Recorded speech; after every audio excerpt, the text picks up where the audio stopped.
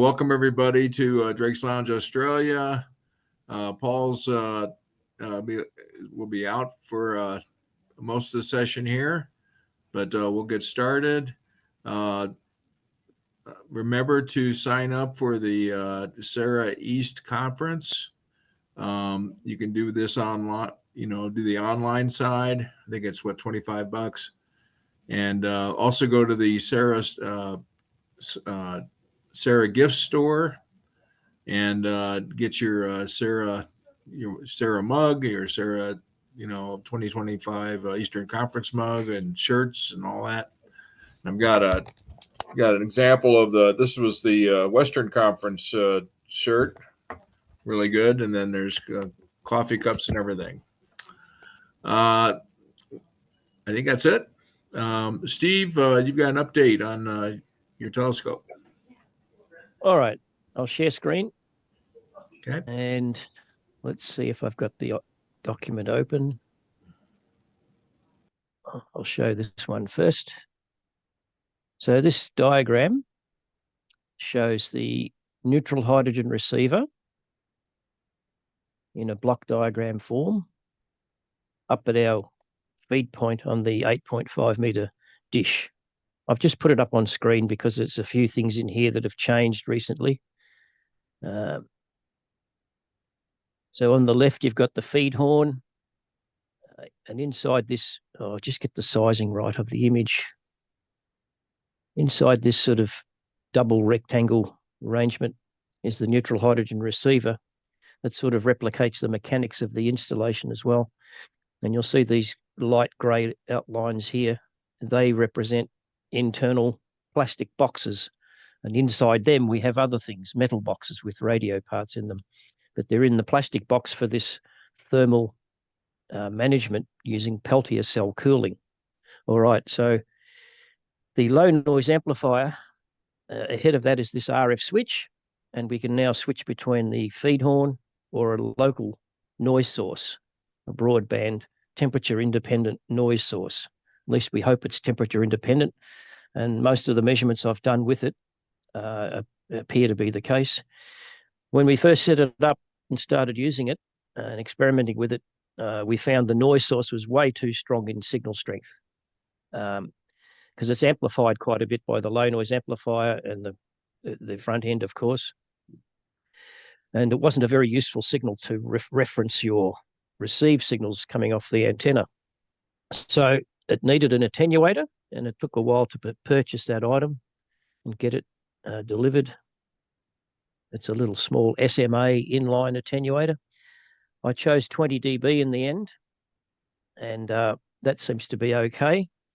The other thing that's excessive in signal strength is the actual down converted output of the receiver, the front end, the 70 megahertz down conversion. We feed that into a software-defined radio, one of these SDR play devices, the RSPDX, and that proved to be way too strong in level for optimum management of the signal. And so that needed an inline attenuator yet again, and we chose a 30 dB for that. And I've put all of this together in a report, this particular report. I'll post it onto the chat window soon. So that covers some of the most recent work we did on the receiver back in March this year.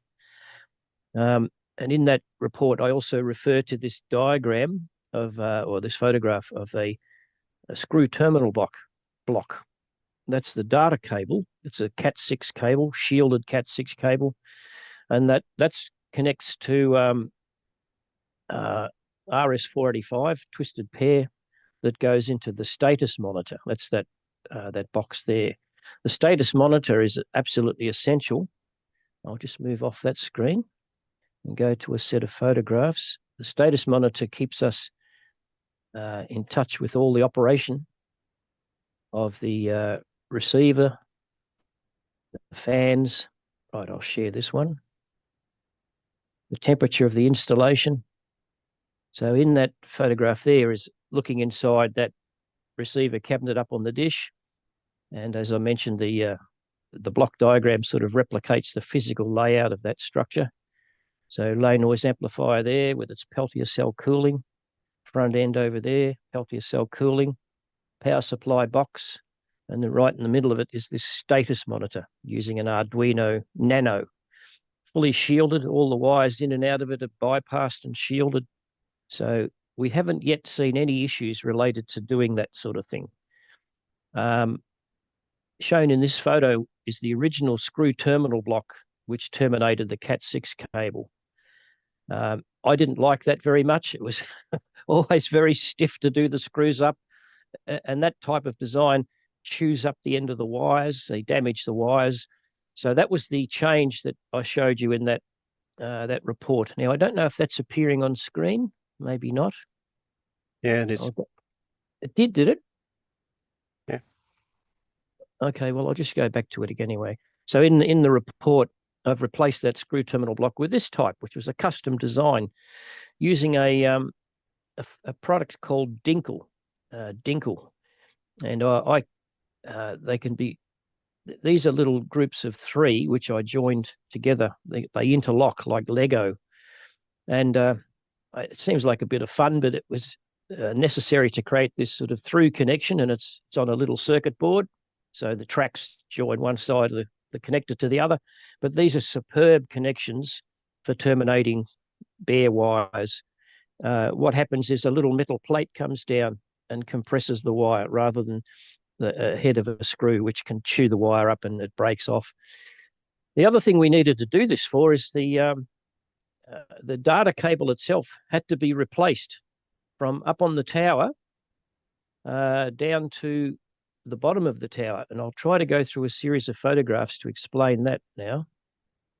Now, I think I'm not sure if I've covered this issue before already, but what we found was the data cable that connected to that status monitor, the Cat6 cable, which comes down one of the struts, then goes across to the tower, and then down into the tower. Somewhere along the line. I think you're not showing that one, Steve. Oh, this photo? Okay, Yeah. I'll bring up the photo. All right, so we're back to the series of photos. So I was explaining the data cable that goes to that status monitor. It's up inside the feed point cabinet there. So Phil and I were trying to track down something wrong with that cable because we couldn't communicate with the Arduino. There's no two-way messages going on. And we finally tracked it down to the fact that there was a break in that data cable somewhere between the cabinet and the bottom of the tower, because we actually went to the bold step of cutting the cable and then checking the continuity. And it was a break somewhere along that section. So then began the process of trying to track that down. Now, at the top of the tower, the vertical tower, there's a cover plate. And that covers up the opening of the tower, so water and so forth can't get in. But there is a little gap on each side, and that's where cables come out, power cable, data cable, coax cable, that eventually go up to the cabinet. So I took this photograph to show you the little small openings. They're not very big, but we found the break in the cable was not far from there. In fact, it was slightly inside this opening of the lid, and it was completely chewed through. So that's a shielded Cat6 cable, quite a good quality one, that was completely goosed by something. And along with it was another RG58 50 ohm coax cable that was chewed through. We weren't using that at the time, so it wasn't a problem to us. And that's the other side, underneath the covers, underneath the lid, on the inside of the tower. That's the other side of the chewed out data cable. Pretty horrible sight. What caused that? We wondered. We scratched our head and thought, what on earth does such damage? Well, when we did some more inspection of the inside of the tower, at the very bottom, we discovered this. A parrot from Australia called the Crimson Rosella, dead on the floor at the bottom of the tower. Also lots of bird droppings. And if we look vertically up through the tower from this bottom hatch, we could see this situation, a lot of bird droppings everywhere, but also these little cocoons. And they're a wasp nest. And they were active at the time. They were buzzing around our heads, very large, dangerous wasps. very scary, wasn't it, Phil? Yeah. The good news is we've since completely removed all of that and cleaned it all out, flushed it all out. So these openings at the top of the tower, we're letting things get in, and you'll see a large one just there. This is the opening on the side of the tower, which is where the motors go. That's the opening there. And since Phil has actually put wire mesh all over that and prevented the ingress of birds, we thought it would be swallows. There's a particular small bird called a swallow that likes to nest on our equipment. And in fact, some years ago, one of them nested inside the feed horn antenna itself. So we've prevented that now. But it wasn't of swallow, and there was no evidence of any swallow nests inside the tower, except that dead parrot at the bottom. So we suspect what was happening, the birds were getting in and feeding on the wasps, either eating the wasps as a live insect, or they were eating on the larvae inside the nests. So pretty dramatic. But that poor little crimson rosella must have found its way up to the top and tried to get out through that little gap at the top of the hatch and just kept chewing away at the wires. Maybe it was trying to feed on the plastic or something. So that was a drama that took us a couple of months to fix and recable it. We've replaced the cable now, that data cable, with a much better one, and we've put it also inside a conduit. Okay, so I'll move on to a few other things we've done. The feed horn connection mechanically to the feed point bracketing up the top there, the mounting brackets, was just a little round pad that was compressed against the cylinder of the waveguide. That was our first design, pretty good, it worked for a while, but under strong winds, it would cause the waveguide to tilt and skew off angle. There wasn't much you could do to stop that with strong winds. So Mitch, our good friend Mitch, tradesman, came up with this alternative design. You can see that the clamping brackets now, which interact with the feed horn waveguide, they've got this kind of a wedge. It's like a V block, and the length of it stops any lateral movement on the waveguide itself. So we're hoping that's the case. That's the design. Mitch fabricated all of this himself. And it's also, when we pulled the old one apart, we had to remove the old compression blocks off the mounting structure. It was all rusted away. It took quite a bit of work to clean it all up so we could actually remove it. A lot of corrosion there. It's out in the weather. But all of this new material that Mitch put together is stainless steel. So fingers crossed we don't see any long-term failures of this mechanical clamp on the feed horn. Okay, so now the situation is we've finished the electronics. We've moved all of that out of the way. We finished all the mechanisms to prevent the ingress of birds or wasps. It took a lot of work to cover up all the little holes we could find with a mesh, a steel mesh of some kind. And now you can see that the latest status, this is only a couple of weeks ago, Mitch and I were up there at the site, and we've moved the scaffold away from the feed horn, the cabinet. So we can't get access to the cabinet now. It's ready for operation, basically. I'll show one more photograph. Oops, not that one. That one at the very beginning. This one here. So you'll see also some months ago, last year, we pretty much resolved the problem of the drive system, that worn out worm drive that would jack the tilt plate up and down. That's all been fixed. And to mitigate against any weather and particles and dust getting into the jack screw itself, we've now effected the installation of these bellows, these flexible bellows that are on both sides of the jack screw. And that appears to be okay. It's been tilted over the full range of adjustment of the dish, and it does compress up and does stretch out. Quite a big ask, actually. It's got to compress down to only a couple of 100 millimeters and then stretch out over 2.5 meters, but it appears to be okay. So that's quite an achievement. So mechanically, it's ready to go. Electrically, all the designs of the front end is ready to go. And the communication to the status monitors right now, we've updated the software so that we send a little command and we can switch it over to the noise reference or back to the receiver feed horn. So that's going to be a way of calibrating every measurement we take and also observing how the receiver behaves over ranges of temperature. Now, what else? One last thing, I had a picture at the end I wanted to show. So another little side project that came along was the power supply that we used to run the actual receiver up on the dish. It's a 12-volt power supply with a 10 amp rating. And we get close to consuming about 10 amps, particularly when the Peltier cells are running. And we would just have this power supply in our laboratory there, the shipping container, underneath the bench, hidden out of view. And at one stage, I think it fell on the floor. It weighs a few kilograms and it landed on its front. And so you could see there was a fair bit of damage to the poor thing, broken the plastic of the cover, and wasn't in a good state. And I really didn't like having that as a primary power supply that ran the neutral hydrogen receiver. I also wanted to have it visible up on a shelf where we could monitor what was going on.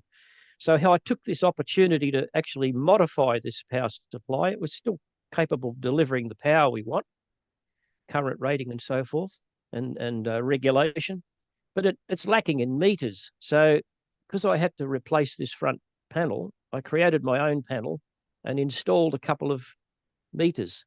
So it's now got a digital readout for the voltage.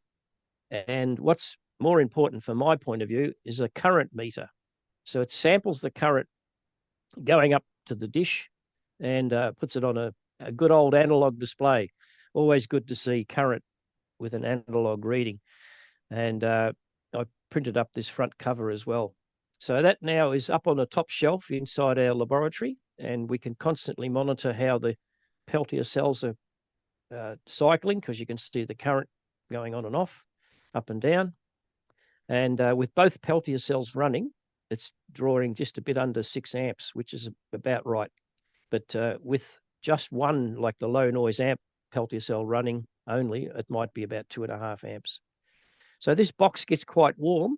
And so another modification I added to it was a cooling fan at the back. I haven't got a photograph of it. So that was a little side project, but these things keep you busy. But I think they're essential. If we want reliability of this radio telescope, and we're going to run it continuously for hours and hours and hours, we really do need to have some reliability on the equipment we're using. All right, well, that's where I am with the update of the dish. So we're really just a few weeks away where we get an opportunity to go back up there with the software guru, and maybe Phil will be involved, where we switch on all the control motors and we start developing code. Tim Davis, our PhD in physics, ex-CSIRO employee, he's quite clever with software, and he's already started drafting up his plans of how to do it, but he's just lacking a little bit of understanding about the driver interface. But he reckons once we're there, he'll pretty much be able to work that out. So we haven't actually used the telescope for anything yet, but we're so close now, and I'm pretty hopeful that we'll get some results before the middle of the year. And we haven't figured out a strategy of how we're actually going to start sampling neutral hydrogen, whether we go through a program of just continuous data collection or we do little mosaics just to test it out first. That's something we've yet to discuss, and something that perhaps Sarah could even recommend. What's the best way to start doing an all-sky survey? Is it a case of letting the sky just drift past and you just sample it at different altitudes? That was one idea I thought. Or do we, because we can get a composite measurement, a column density measurement within 10 seconds. So you could actually have the dish moving rapidly, continuously through the day, and maybe get the results of the whole sky within just a couple of days. The other method, where you just tilt it every 2 degrees for one day, is obviously going to take 100 odd days. Anyway, some thoughts there. Thanks so much, Rich. That's my update. Well, that looks really good. Are you do you have your position indicators working? Oh yes, the dish itself, the motor control system, has very, very high precision encoders on them. Give a comment on it, Phil. Yeah, so there's 7 million counts from end to end on the it's a SEW German Eurodrive. server. Yeah, SEW Eurodrive, servers. And yeah, we almost had not enough counts or too high a resolution of counts, but we managed to squeeze it in from one end to the other. So Yeah, yeah, the tracking resolution is going to be far higher than the beam width of the dish. It's certainly at neutral hydrogen absolutely. frequency. Yeah. Well, I think right now, if you use the EasyRA software with Ted Klein, that you should be able to, without having that the software that's going to move your system around. Yep. You can use that and do drift scans at the various elevations and collect all of the hydrogen data. And that would actually help us fill in that whole southern hemisphere. I know you're keen on that. Yeah, and meanwhile, you're getting useful data before you have the full tracking system built. I think It's working. The tracking system is working. It's just a case of getting a control software that does two things: takes the telescope to a spot, and then takes a measurement, which is going to be the full 8 megahertz bandwidth spectrum measurement as a snapshot. And then along with it will be a sampling of the status monitor, because we get all the temperature readings and so forth at the same time. And then we'll do a calibration sample where we switch across to the noise source. And that'll all be stored in a file, probably create a large spreadsheet or something.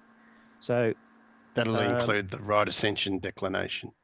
You guys have a standard format that you're going to store the data in that could be used so we can go grab the whole data thing and have a standard pull it and analyze so it?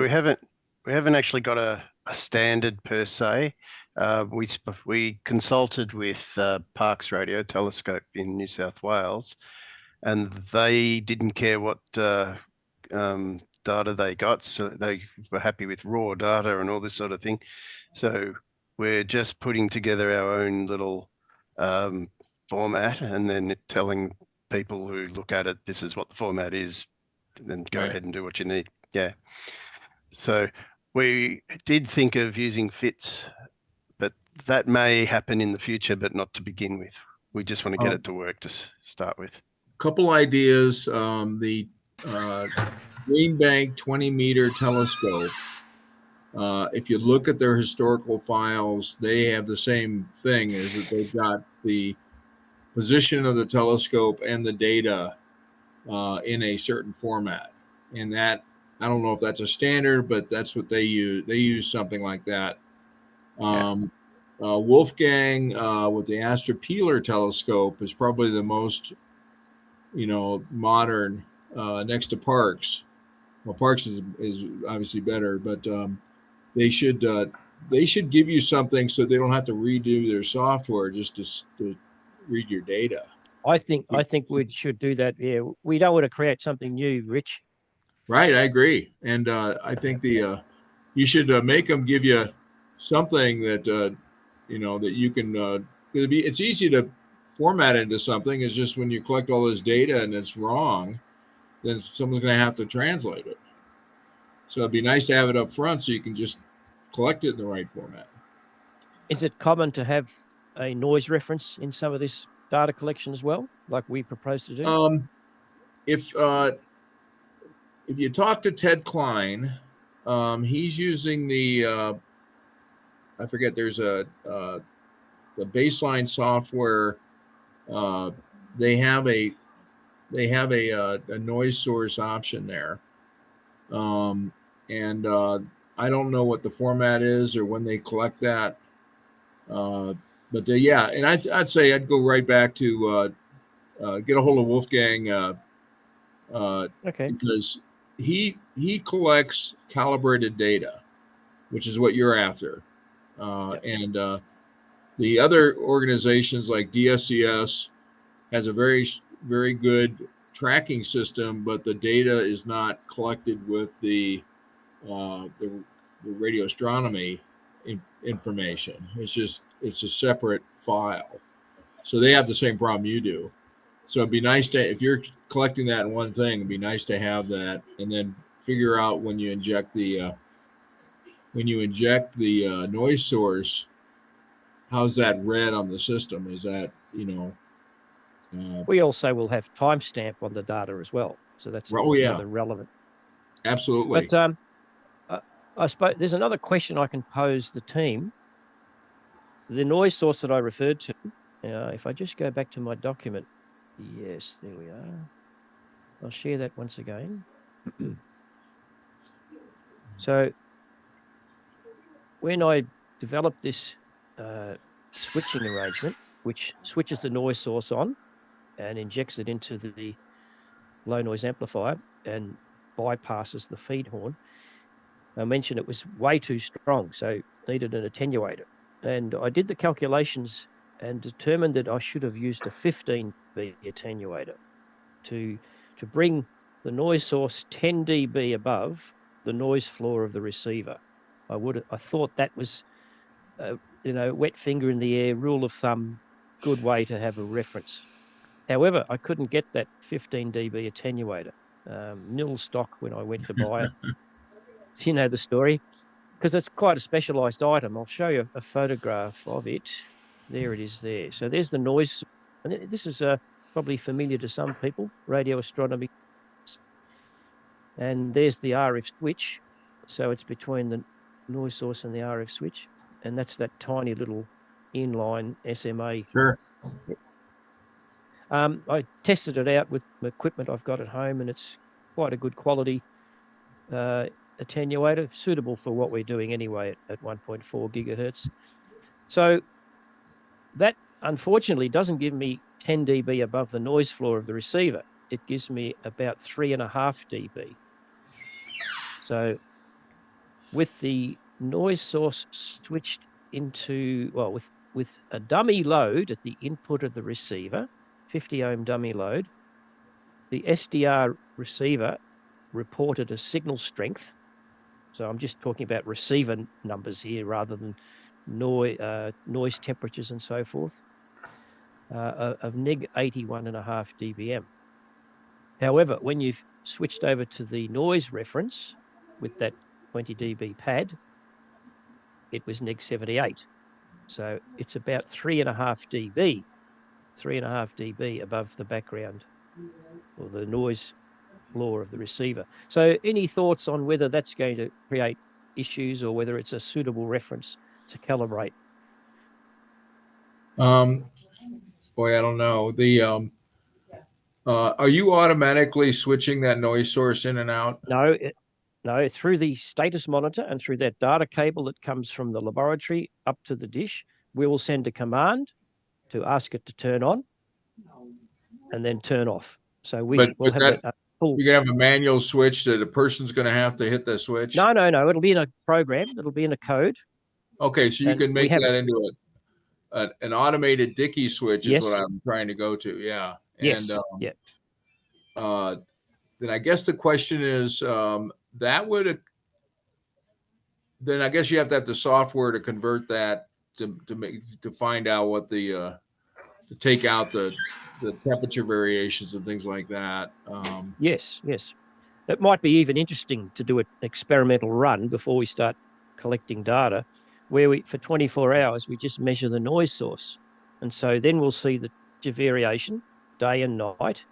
And hopefully it's quite stable because we've got Peltier cell cooling on both the LNA and the front end. So if the receiver electronics is temperature stable within plus or minus 1 degree, which I'm hoping. And we're always measuring this noise source, which is stable. And we see no variation in the output of the receiver for 24 hours, but the ambient temperature might get down to a few degrees at night, 20 degrees during the day. So we've got a winner. We've got a winner of a stable reference to go to. That's what we're hoping to look for. Well, we got Richard on. You guys put together a noise source for the Radio Jupiter, and you're trying to convert that to a standard. I mean, so you can come up with an absolute as opposed to a relative measure. Is that so? How did you convert that? Is that a? Can you give any advice on this? Well, we tried to make a noise source that was hotter than the signals from a maximum strength solar burst. I guess it's an interesting question, and I don't know. You want to be sure that the system is operating in a linear fashion. Yep. I was going to ask Steve, in fact, where his 10 dB above the system noise floor number came from. I mean, it sounds reasonable. Well, I'll show you something, Richard, just to add to that information. So in that same report, and I'll post it to the chat group in a second so that you all got a copy of it, there's this diagram, which is a plot of the receiver output. So the 70 megahertz down converted signal goes into a software-defined radio, and then a program that looks at the output of that software-defined radio. And, you've got various things you can do. Signal strength measurement, you can put filters on it, you can do different demodulation techniques, all of that sort of stuff for a typical receiver. So, but you can plot the curve, which is the transfer function of the receiver. So I never went quite up to the highest end. At the top end, you're going to get a saturation effect. So if you put more RF into the receiver, you'll get less and less output because it's saturating.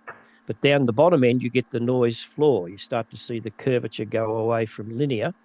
Exactly. I'll just explain that test was done from an end to end. So here we're showing my signal generator up on the scaffold, 5 meters in the air, connected directly into the front end of the low noise amplifier of the neutral hydrogen receiver.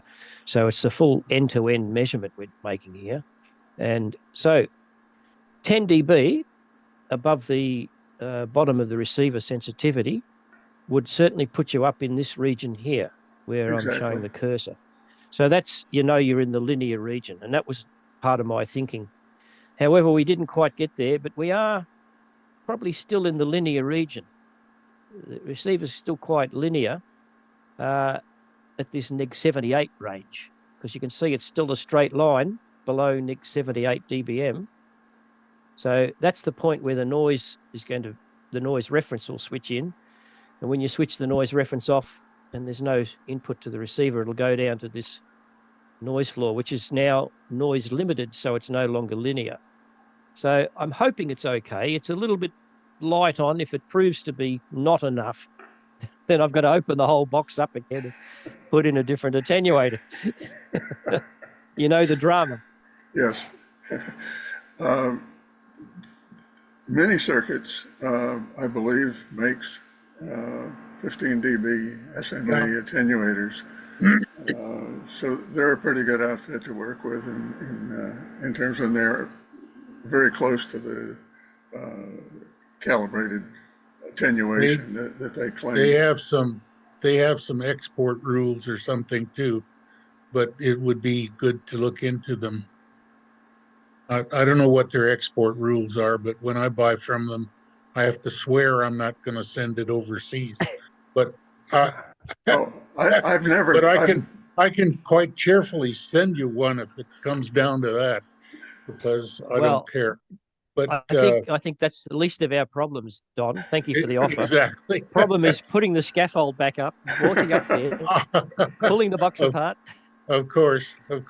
Look, I'm curious. I'm curious to see if there is one 3.5 dB above the noise floor. I'm curious to find out if that's I useful think it to our should work. be okay as long as it's Okay. above.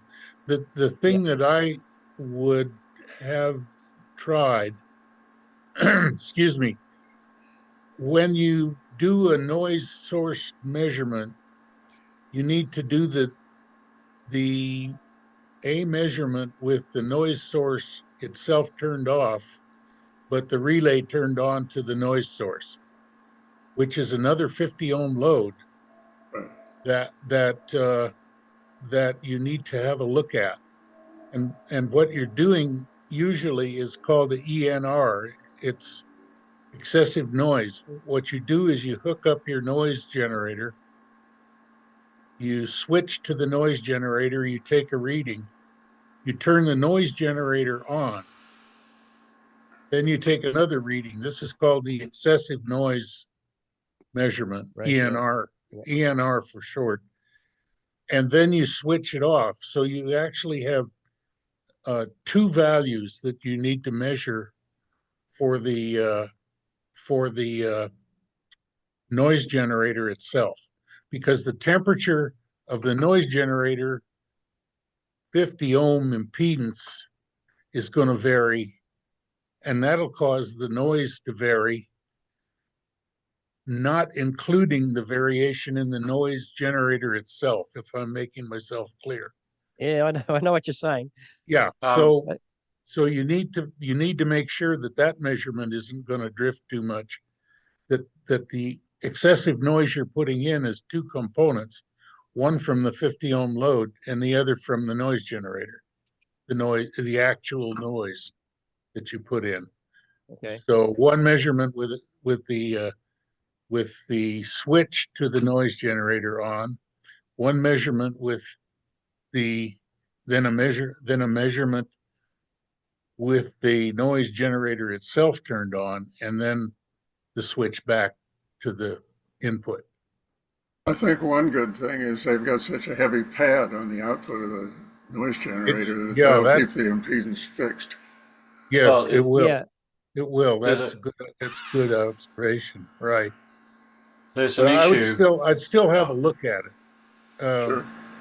If we look at for sure, the because that 50 ohm, even the attenuator itself is going to vary with temperature. How much, is I don't the know.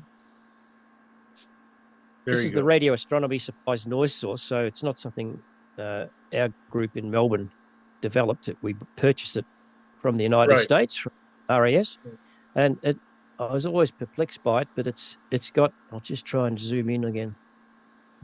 Just bear with me a second. Oh, there we go.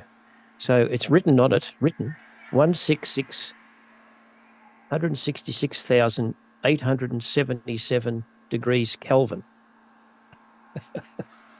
So that looks suspicious with that many significant digits. I know. Well, and it's also very high, but we've attenuated. If that's accurate, it's not only hot, attenuated that by. but it's Go way ahead, Don. below room temperature. So how did they get that? I don't know. I'm not sure. Boy, I'm not sure what the. Well, I think though as I remember right, when Wolfgang does his calibrated runs, when he was doing his FRD, his collection data, he and it's hydrogen. He's looking at like Sierra S7, an astronomical source with a known value. Yep. And then he collects that along with this noise source difference and that data, and then he uses that for the follow-on. He does that ahead, before and after the data collection.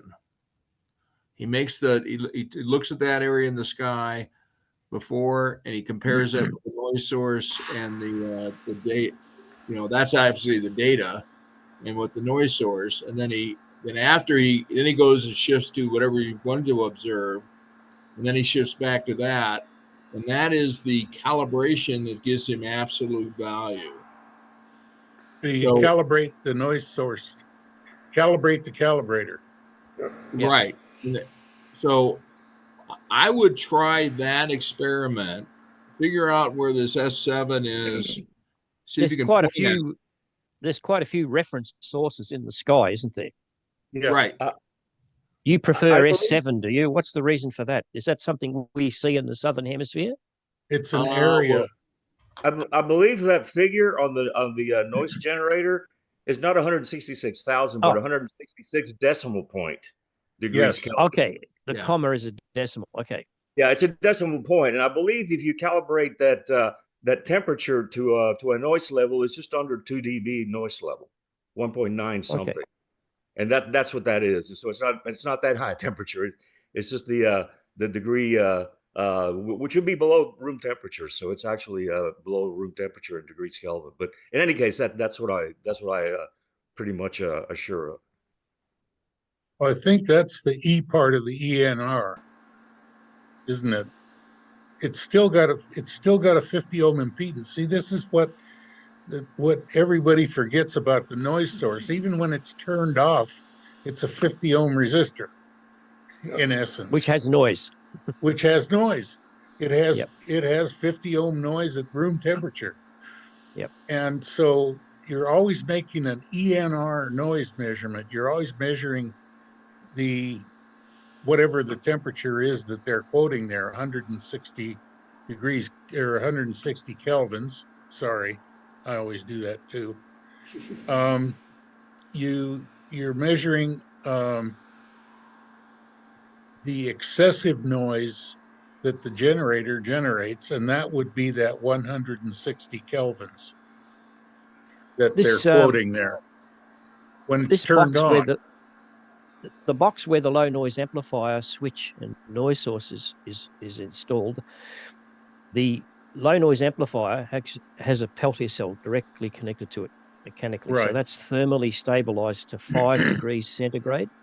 But the noise generator doesn't have a temperature Peltier cell connected to it. However, it is inside the same enclosure. All of this gets filled up with a polystyrene foam, and it's a plastic box, so the air is still. There is a potential that the temperature of that noise source is pretty stable as well because of that arrangement we've got. I believe that, yes. Because we've got temperature probes measuring that. Out. Yeah. So we've done the best we can in many respects. Oh no, I think it's a case of I've not, suck it and see. exactly. I'm not saying that it's a bad setup at all. All I'm saying is that it should be measured carefully with the noise source, with the switch to the noise source, but the noise source switched off. And then Okay. that gives you the background noise of the noise source, so to speak, right? Which will be above, which, well, actually it should be close probably to your input, and then antenna input, and then turn the noise source on and see what the difference is. It may be very small. It may be actually negligible. I'm not sure. Yeah. But I would try that. And the other, advice. let's see, one source that's accurate is Casse, which is measured, and Taurus. Cass is probably too far north for you. Cassiopeia in Taurus, the bull. The bull, yeah. There's We see quite a bit of the bull. maybe you can see Taurus, and there's always Old Ugly. You can try the moon, but I'm not sure. But what was Rich referred to S7? What was that? Rich? S7 is good because it's a patch. It's a large area compared to your your beam width, actually. I think there's an And- S3 and there's an S7 Yeah, that is and I'm good for hydrogen calibration. yeah, I don't know how you find those, frankly. I've never looked at them, but that's on the line online somewhere. Do we have it, Rich and Sarah? Well, Wolfgang is. I think we've got probably a couple of videos on it. Wolfgang described how he did it a couple times. And I have to find them. And but I think that's the conversion between what you've got and what a calibrated value is that you can use in scientific papers and say, okay, here's the actual, and it's degrees Kelvin, and I forget what was the other, the official, the official Janskis, number of right. Janskis. This converts you into Janskis Yeah. from what you've got, and I think that's what you're after. And Oh, basically, it's you measure before and you measure after, and your noise source is helping the temperature variation, and then you can, yeah, really it's a calibrate. You got a calibrated measurement now, and you can it'll be good. Yeah, I'm not sure if you can see that, but Yeah, it's Taurus. It's about 45 degrees above our northern horizon. oh, you should be able to get Taurus very nicely. Yeah, no problem at all. And it's pretty bright. But I'm not sure whether there are regular measurements of its of the magnitude, but it should be around somewhere online, I'm pretty sure. I guess the only, or one possible added complication is that as you aim your dish at different elevation angles, the spillover temperature is going to change. Yep. All these things we've got to learn yet, and we have issues of local interference. Yep. You might have heard us talk about that a few times. The problem appears to be growing up at our site at Heathcote because of the push to put up these remote control astrophotographic domes. So they're starting to come online now. People can dial in remotely, take a photograph, running 24 hours a day. Oh, but yeah. The club, our club does have some cooperation in the conversations I've had with the president and a few other people, where we've suggested, look, if we're doing a particular scan of the sky with a radio telescope and we're observing interference, can we have an embargo, a short period of time where that stuff is switched off? And they were willing to accept that possibility. And you can't do astrophotography during the day, so that's one thing.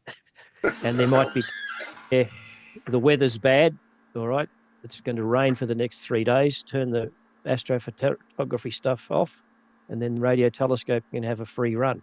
So I think we can have a very cooperative arrangement, but there is a big push in our society now to have lots and lots of astrophotography facilities. Personally, I don't see the point in it, but Steve, I wanted to ask you, your power supply for the feed assembly, does that feed both the Peltier coolers and the amplifier and the LNA? Yes. Don't But you get more voltage drop along that feed line when you're the Peltiers on? You may recall we're using radio astronomy supplies LNA and front end. Right. So this is a product that goes back 10 years or so. It's still valid. It's still a valid little analog receiver. I quite like it. But it's got internal regulators that supply circuitry. Okay. We're not relying on 12 volt to be stable for the LNA or the front end. Just to They drive use the regulators in the amplifier. Yeah, that's quite stable. And Carl Lister developed, he using these buck boost converters, little regulators built in. And so even if the 12 volt goes down to 10 volts, you'll still get 9 on the supply rail of the receiver. Very stable. I've checked all that and I'm quite happy with it. I'm sure you had. Yeah. Thank you, Richard. Thank you. Oh, it's very hard to develop an alternative receiver. Carl Lister's receiver was quite adequate, and his low noise amplifier was the best I've ever seen. And its measurement, the noise figure, was the best I've ever seen. So I'm happy to keep using it. Carl does good stuff. I have a quick question about your antenna drives, and your photographs clearly show your elevation jack screw type system. It's not so obvious what your azimuth control is. Is that at the base of the tower or at the base of your antenna? That's up on the tower, and it rotates a turret. I'll just try to bring those photographs up again. I've closed them down. Just stand by. Right. Open. Yeah, okay, that'll do. Share screen, zoom. Share screen, here we go. So the jack screw does the tilt, and we can only move over 90 degrees, but that's all you need. And then this motor on the side drives a big turret here. I see. Thank you. Yep. And the motor itself is that square thing at the bottom. The power goes into that. And then it's all these gearboxes, massive gearboxes that go up to the big turret gear. So we have more than 360-degree rotation, Phil? 540. Yeah.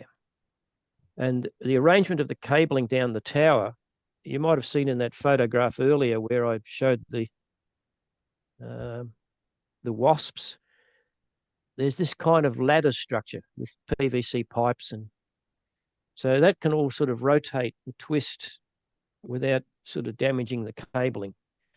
We hope that has a bit of a life. We're not sure yet. We really haven't driven it hard enough over several years to prove otherwise, but some cables may break or fail, but I've got some experience now where better cables can be chosen, hot Superflex cables. And the one that I referred to earlier, where the data cable had been eaten by the little parrot, we've now used a what's called an ether line from LAP, LAPP company. And that particular cable, I don't know if I've got a sample of it here. Oh, yes. There's a little short piece of it. That's a Cat6 cable, shielded Cat6 cable. It's designed for use in drag chain, production line drag chain. And it can be flexed backwards and forwards 1 million times, according to the specification sheet. So we certainly won't have a failure in the life of the dish for our data cable, but we may find failures on some other cable, maybe the DC power. That's a bit of a stiff cable. But again, you can buy similar cables. Here we go, this type of thing here. This is from LAP Australia as well, and that's designed for drag chain. So if we do get a break in our DC power cable, we might look at replacing it with this kind of thing. And in terms of your noise measurement, is there any influence of the on your actual transmission line, your coax cable, in terms of flexing that during your steering of the antenna, where the flexing of that cable might alter the noise measurements you're trying to derive? You've got a good point there. It's something we just don't know yet. The cable itself it's only for 70 megahertz. It's not up at pardon me. It's not up there at 1.4 gigahertz. It's right. The down converted signal at 70 megahertz, and it's a standard RG213 cable. Nothing particularly special about it. It does have a loss with frequency, of course. It's a bit of a slope. But I don't think the dish has a gain with frequency, so there's a bit of a counteracting effect going on there. I don't. With our 60-foot dish at DSES, I've never seen a attenuation with the cable. When we're moving the dish around. Okay. As long as you're not changing the length of the cable, and you're not doing hard bends and stuff like that, I think we've never seen any difference. It's pretty smooth. I do have a question. Well, RG213 is meant to be flexed. It's not a Yeah. solid core. It's, Yeah. but I it do is have- funny that they're doing synthesized, or what do you call it? Anyway, they've noticed that temperature variation in the length of the cable can change the fringes oh God, I've lost the Interferometer? interferometer. Yeah, in the Yeah. interferometer over a few feet, it can Yeah, it might actually be. shift the fringes in the interferometer, which is really And kind this of is at interesting. this is at 1.4 gigahertz or something like that. No, it's actually three gigahertz, I think, or no, Well, we're 10 not trying to do gigahertz. that. But We're no, down no, at I understand 70 what you're meg. saying, but it's just kind of a interesting sideline that I think the loss between the feed point cabinet, the receiver, and the yeah, laboratory is about 3 dB. But yeah, don't forget, we put 30 dB in series with that because the level yes. coming out of the front end is way too hot. Oh, So we put another 30 dB pad in there. oh, sure, of course. Yeah, that's right. Yep. So everything that's happening is The swamped. the one other question that I had was, you were talking about the front end, the very front end in LNA needs to have a high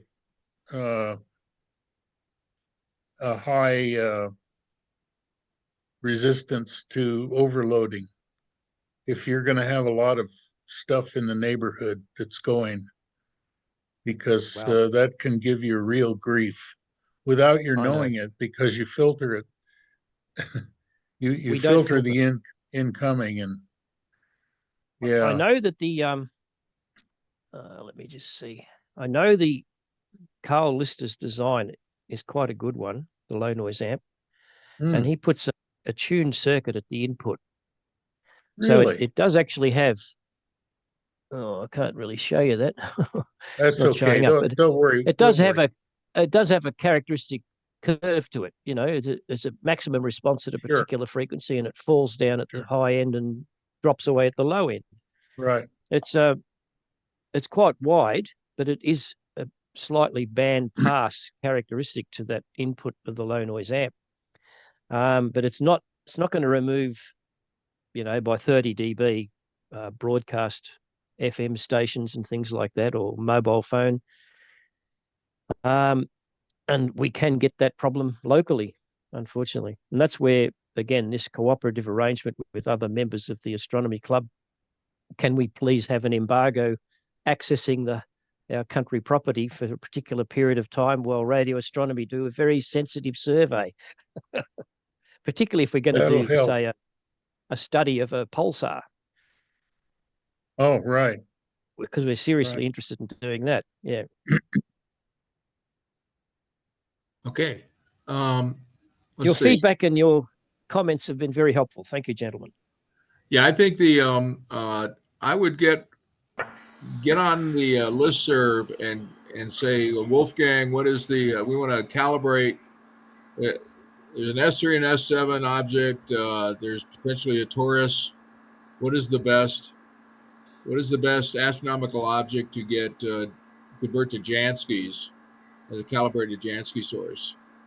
And then I would wonder what the algorithm is to get the let me see 1 second here. We got noise background.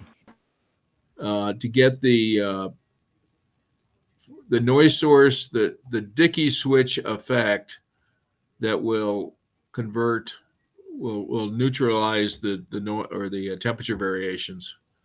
And I'm not quite sure you have your noise source and on off, and then your data value at a periodicity. That timing where you turn on and off the noise source is, I think, important, and I'm not sure why. I'm not sure what the best. At this stage, Rich, we hadn't planned to have it as an active thing. Like, well, I think that there's a Dickey switch. We weren't looking at doing that at this stage. I think we're looking at just having a measurement reference store that in a file. Go to another object, measurement, reference, store that in a file. I know what you mean by Dickey switch. That's a bit more complicated to operate, and we might wear out the little antenna changeover relay because it is a mechanical device. Oh, it is. Okay. Yeah. There's a non-mechanical device, I think, that there's just you apply power to it and it shifts. I Yeah, forget what that's using called. pin diodes Well, or something like that. Yeah, that's A it. lot of them, Mm, unfortunately, I did research quite a bit on that, Not- Rich. not- And not good. for a modest price, if you want something that's using solid state where it won't wear out mechanically, you're paying thousands and thousands of dollars. Whereas you can Okay. buy a little relay, It's the insertion $50. loss. Insertion Yeah. loss of diodes and things is very high. Very You have bad. to carefully adjust them. The mechanical switch is just good, but And they're cheap. there was something else. Oh, another thing you might think about is Coupler. a noise measurement at the beginning of, if you're going to go from one thing to another, and make quicker measurements as you say you can do, which I think is right too. Then a measurement at the beginning of stationarity and the end of it will allow you to put in, if there is a problem, you can put in a linear interpolation of the drift between the beginning and end of the measurement. Yep. And that people have been doing that on a lot of the Sarah stuff, and have had pretty good luck with it. How long would Even- the duration even between with the the- start even and the with- finish, Duncan? Don? Yeah, give How you long would that duration be typically? Start to whatever finish? whatever you need in order to A get the minute signal. or? Yeah. Well, whatever Okay. whatever you need in order to get the measurement you need. In other words, for your dish, it might not be very long. Okay. Well, these guys are using the little 1 meter dishes and even smaller, and getting quite good results with correcting the data after taken by. Usually they've done the best with a simple linear interpolation. Some guys have used a two number in the square, in other words, or two correction, but the linear correction, it gives you also an idea of how your system is performing too, because you can plot that difference as a function of time as well, and see how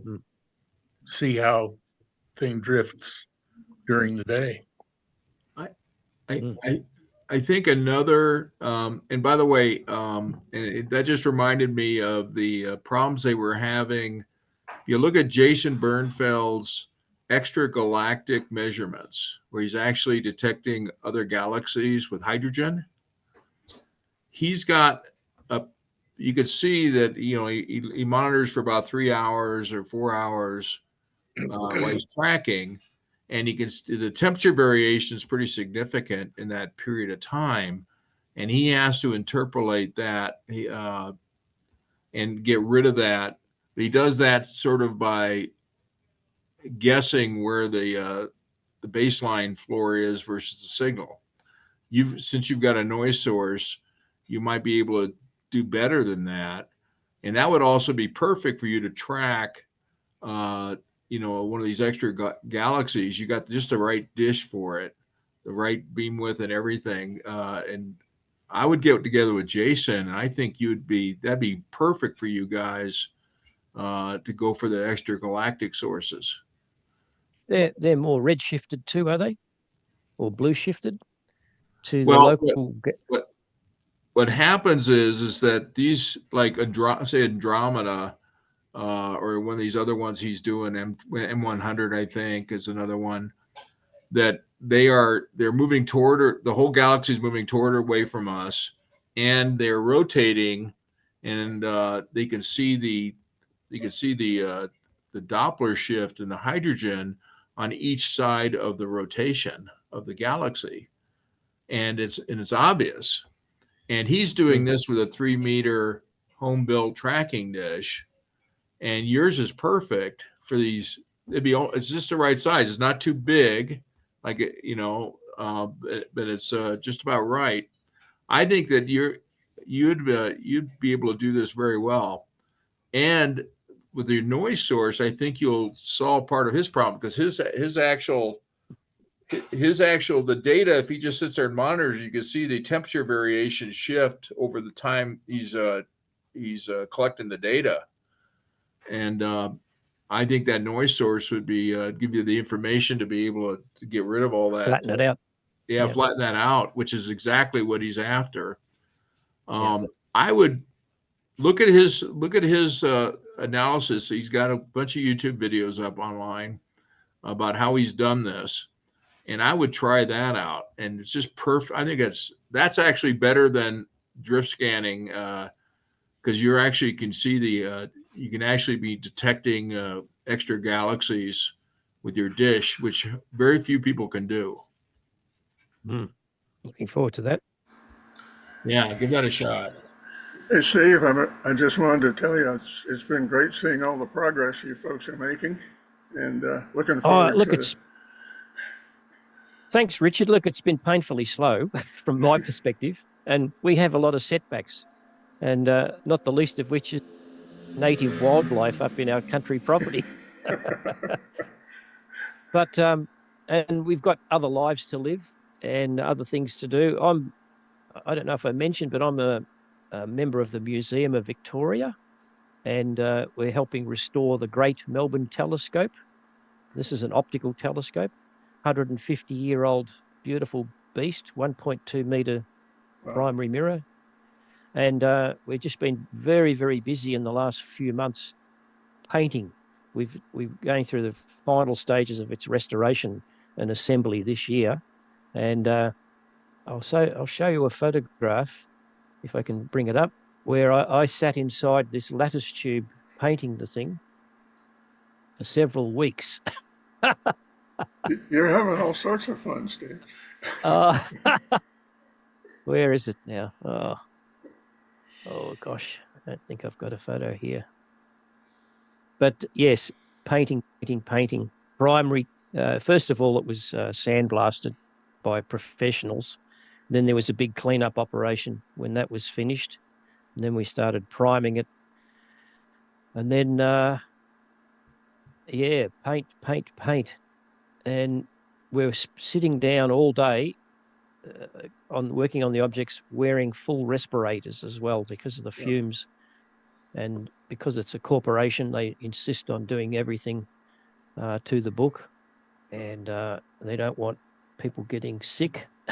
Plus, it is a toxic sort of atmosphere when you paint, and you do need a respirator. So I'm still looking at the photo. I'll get it in a second, but I've posted that report that I was showing today. That's on chat now, so I urge everyone to download a copy if they can do that. Just have a look here. Paint. Chat amongst yourselves while I look for this photo. There we go. Right. I saw Paul joined the chat window earlier. Is he still here? He's not. Oh. I don't know what happened. He jumped off. Well, he never really got on very well. Okay. I won't dwell on this for too long. It's just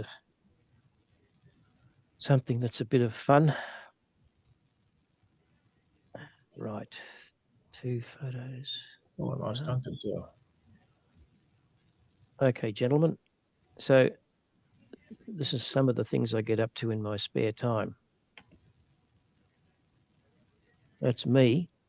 This is when we're putting the primer on, and the museum gave us is a N95 mask, but also it had a carbon activated filter, but the fumes are still bad. So I later went over to a respirator. that's me sitting inside the telescope's lattice tube, painting the inside. And that's what it looks like. That's about 8 meters long, 8.5 meters long. It's connected to this large boiler tube. That's another 4 meters added onto the end of it. So a very white, it's a pale green, actually. It's a pale grey-green colour is the finish, which is apparently historically correct, a battleship grey. So I attend a workshop 2 days a week down about a 50-kilometre drive from where I live through the city, and spend all day. So we hope to see that beautiful beast back together at some stage, that telescope. Wonderful. I'll show you a photo. I wanted I'll to show you- mention in the calibration that you were referring to, perhaps looking at Taurus region for a signal calibration on the telescope. And I think, for example, I know a lot of the people at the GBT utilize this quasar galaxy. I believe it's called 3C273, that appears to be one that has a fairly stable emissions, and they're in the low Janskys range. It's a broad frequency sort of emission from that quasar, and I believe they use that quite a bit for noise calibration in a lot of the observations. So I don't know if that would be of any use. Well, I've added it to my notes. And I believe 3C273 is visible from the southern hemisphere, so you should be able to perhaps. What's the constellation? I'm sorry? What's the constellation? I'm not sure what the it is? constellation is. I'm sure you could look that up. Sorry, I can't recall offhand what constellation it's in. I'm not sure if it's what constellation it's associated with, but I'm sure you can look that up because it's a fairly widespread use for that as a calibration point. Again, that's 3C273. Okay, I've made a note of that. Yeah, so you might want to look at that and see if that could perhaps provide and it's in the low Janskys, maybe a few Janskys to maybe a 5 or 10 Jansky sort of emission strength. So you should be able to pick that up with your scope. It's you have enough aperture, I'm sure, to be able to capture that. But I know even the 20-meter telescope down at GBT that's on the sort of public use will definitely pick up the noise level from it. So it's a potential calibration point that you might want to look at. Okay. I won't hold this on the screen for too long, but that's the Great Melbourne Telescope, photograph taken circa 1870. Steve, you need to get a hat like that and a coat and get a picture of yourself there. Anyway, that weighs about 9 ton. That telescope. Wow. There's a lot of metal there. We hope it becomes a tourist attraction and a working telescope as well. It's quite a powerful telescope, scientific instrument, and that'll come to life in the next couple of years.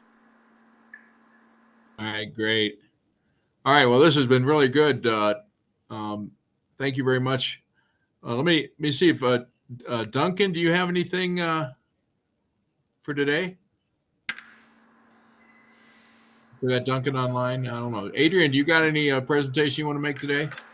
No, I was just observing as an update on the constellation for 3C273. It's in Virgo, so I just thought I'll drop that in.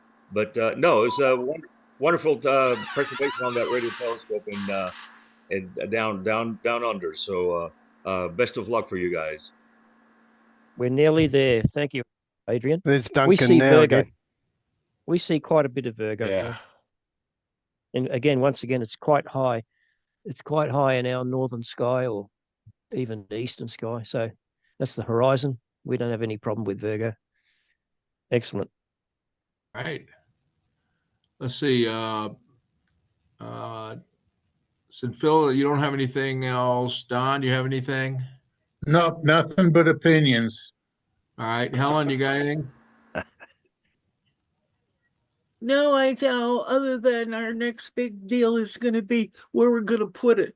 We're kind of on a knoll, so we'll figure it out. Okay. Thank you. All right. I think we got everybody. Any last words? Duncan, there's Yeah. Can you hear me? Yeah, Yeah. go ahead, yes. Doug. Oh, amazing. Yeah, really good talk about the noise diodes. There's another way if you want a very cold reference is to get yourself a well-matched broadband amplifier. Power it up and feed it its input to your device under test. So example would be a PGA 103, which is a broadband amplifier with high intermodulation capabilities, and you get a cold load there at about 40 Kelvin. So you can turn the amplifiers, because that's what the amplifier looks like. You don't have to have a physical temperature; it's an electrical temperature, and it's 40 Kelvin. So there's all sorts of little tricks. E&R ratios are painful because they run on differences, so small errors in the numerator in the power measurements are going to lead to problems. You'll either overestimate or underestimate your signal. So getting something that fills an aperture is a much better idea. And I'd recommend you go to something that fills your full aperture in the south, and I would suggest that CSIRO probably have a calibrator for their H1 calibrations. What else was I going to say? Oh yeah, 3C273. Yep, it's at 840 megahertz, a bit below you. It's around 45, 46 Janskis. Do not go and observe it in September and expect to get a really good result. Depends on your beam size, but you'll have the sun quite close to it, and it will cause scintillation of the signals when it from 3C273. So Duncan, have you done S3 or S7? No, I haven't done either of those. I come from a background of broadband interferometry. I don't come from a background of H1 observations, so I'm actually learning a bit by listening to what you guys are talking about. Okay. So, yeah. So Duncan, so just update me again on this PG 103 amplifier, was it? yeah, it's just a mini circuits amplifier. You can buy a kit for it. So you power it up and Yep. connect it to the input of the receiver. That's correct. And you have a make sure 50 it's- ohm source Yep. impedance, the input of the amplifier? Yeah, that's right. Because that's what they're matched to, or near enough. You have to be a little bit careful. The problem with antennas and amplifiers and measuring noise temperatures is it's all reactive as well as resistive. So it does move about with frequency. Saw your notes in the with frequency. chat. Could I ask Duncan, you're saying you connect the input of the amplifier to the input of the LNA, right? Yep. Okay, Yep. I understand what you're So saying. instead of a noise reference, a diode noise reference, you switch in this LNA.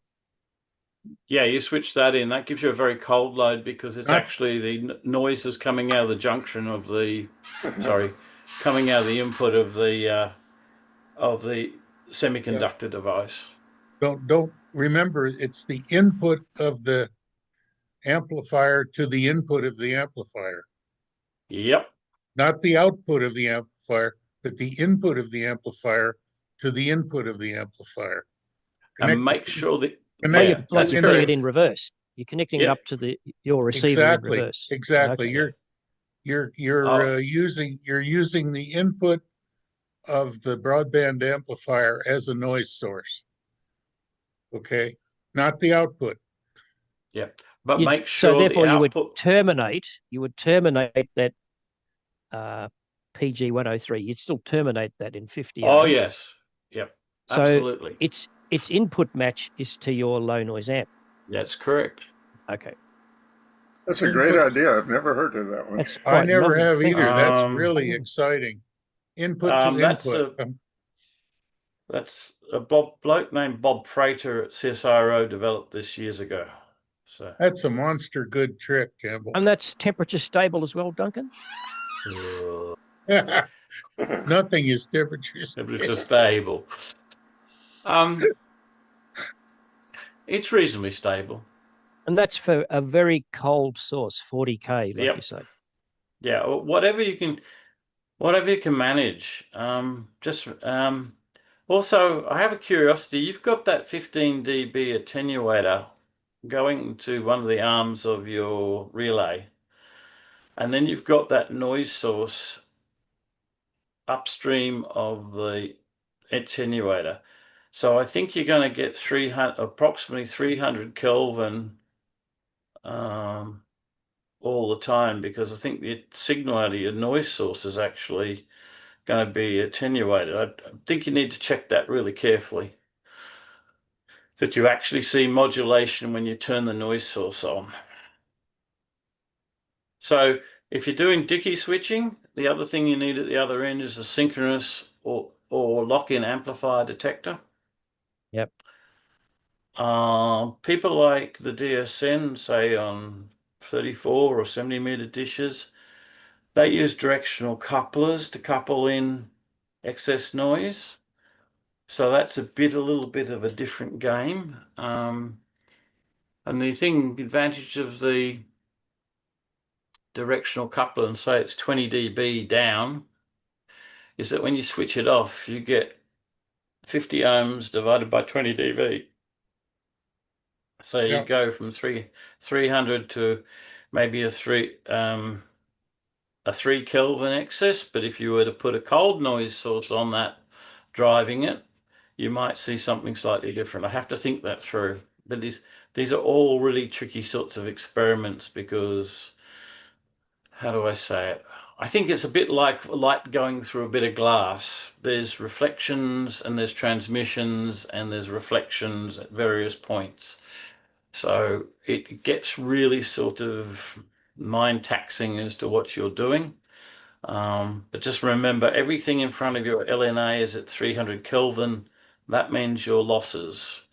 So at 300 Kelvin, it's driving stuff out of the antenna and it's driving stuff into the LNA. That's just the way it is. Equal opportunity losses. So, yeah. And just watch the fact that if you have old LNAs, you can get a degradation with the silicon over time. They're not going to be out of the box.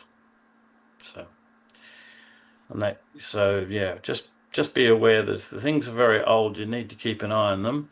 And one thing, and I know I'm about to say something that's expensive, but a Hewlett-Packard noise figure meter, if to borrow one to check your references, mightn't be a bad idea. Just periodically check them if you can find somebody who has one. And a noise head. The box costs about 2K. The noise head costs about 2.5K, or thereabouts, and they also go off with time. So it's quite a difficult measurement. Anyway, I babbled on enough. I think we'll be talking to the parks people about that, wouldn't we, Phil? Yeah, you can take it. I think I don't so. know if they do it at parks or whether they do it in Sydney at CSIRO there in what was radio physics. And I've run out of contact names because, it's too much change. But it's,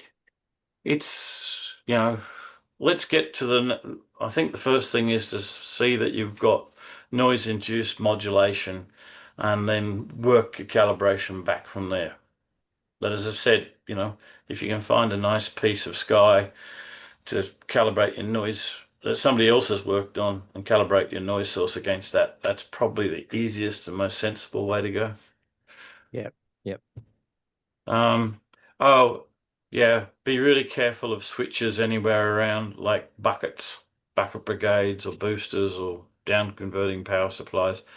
Look for spikes in your spectrum at 100 kilohertz and about 800 kilohertz to 1 megahertz.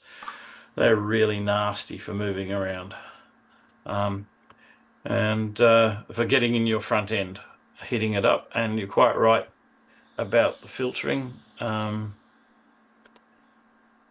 though I've been around this game a long time, I still got caught recently when I was looking at something. I was doing low Earth orbit satellites, and I couldn't understand why my noise temperature was too high until I realized that I had 3 VHF transmitters causing intermod at certain parts of the system, and that just raises the noise temperature across the whole band. The thing you got to think about is, and I'm going to tell you how to suck eggs on this one, but all these devices are non-linear, and therefore they're like a mixer. So at certain levels, you'll get noise mixing with noise, or carriers mixing a noise and putting it into your band. So that's why you have to be careful. Yep. Not a fun game. Every solder joint and every bit of corrosion is a mixer. That's absolutely right. Yep. And I have a quick Barbed question. wire fences, rusty barbed wire fences. oh I yeah, have a quick question. Aren't avalanche diode noise sources fairly stable devices in terms of noise measurements? Yes, they I are. thought so. Yep. Yeah, but you need to put a large pad in between. Now, Hewlett Packard usually use something at one end with a 28 volt square wave coming out of it, driven into the diode. It switches on. Then they have a pad, which is a pad set down to 15 dB, I think. And also, there's another version of the noise heads that runs about 5 point something dB excess noise. They all have, but you'll find that on the sides of the noise head, there's a plaque, and it tells you, 100, 500, 1,000, 2,000, etc., what the actual noise temperature, inverted commas, it is at that frequency. And the other thing is, if you're going to do this at really low, you want really high stability and get towards what the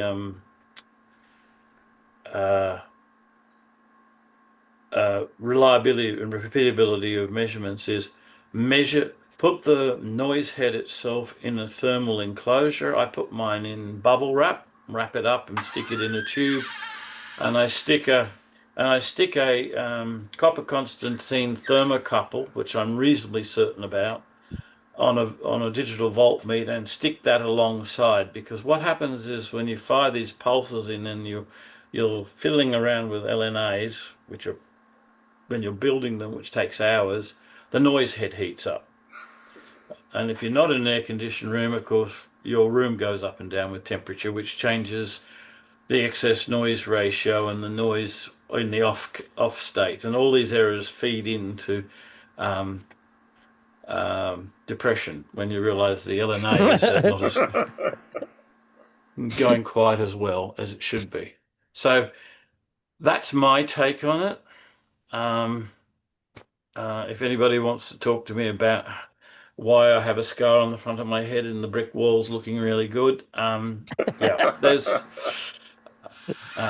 maybe it was a granite wall. It wasn't going to move anyway. You can get there, but if you're measuring something like some of these LNAs you can buy can get down to 20 Kelvin, and I would say at 20 Kelvin room temperature measurements are going to be plus or minus 5 degrees. If you get something that's too good, it looks like it probably is too good, and you need to go to the sky. It's the sum over the difference. So when the difference gets really small, it upsets things in the ENR stuff.